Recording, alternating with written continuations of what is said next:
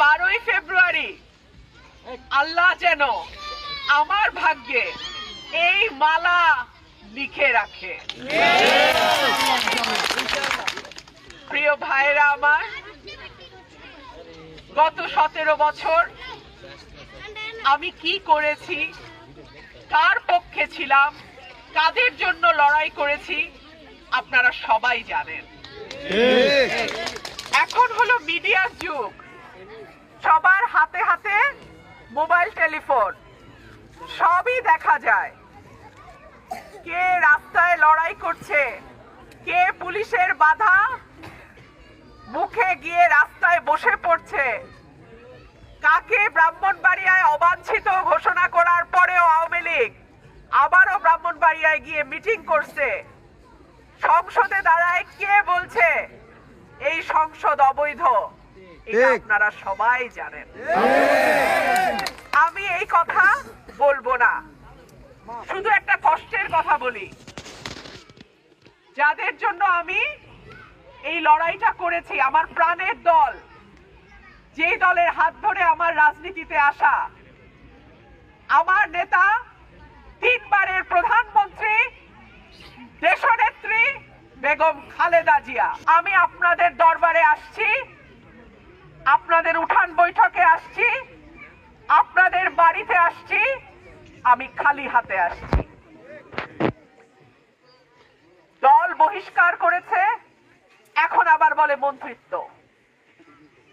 আমি কোনোটাতেই আমার এলাকার মানুষরে ফালাইয়া দিয়া যাব না।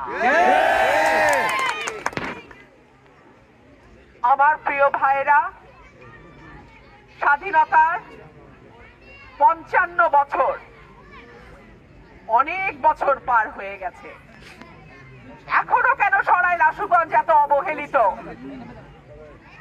আপনারা তো নির্বাচন আসলে ভোট দিচ্ছেন। 18 সালের নির্বাচনে যখন পুরা বাংলাদেশে দিনের ভোট রাতে হয়েছে, তখনও তো আপনারা কেন্দ্র কেন্দ্র থেকে পাহারা দিয়ে ভোট আগলায় রাখছেন, তাই না?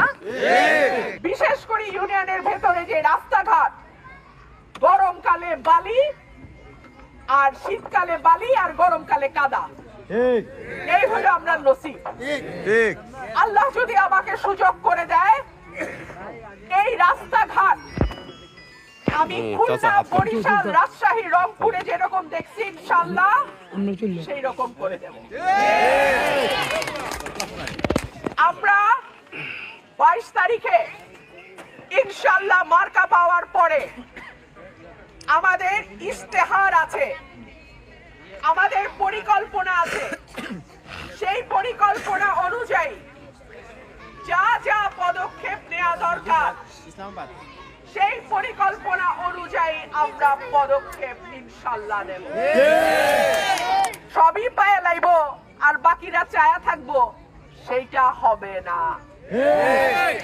আমার মালিক আমার এলাকার মানুষ, আমার দায় আমার এলাকার মানুষের কাছে, আমার দায় জবাব আমার এলাকার মানুষকে আমি দেব, কারণ তাদের ভোটে আমি হয় এমপি হব না হব না, তাই তো?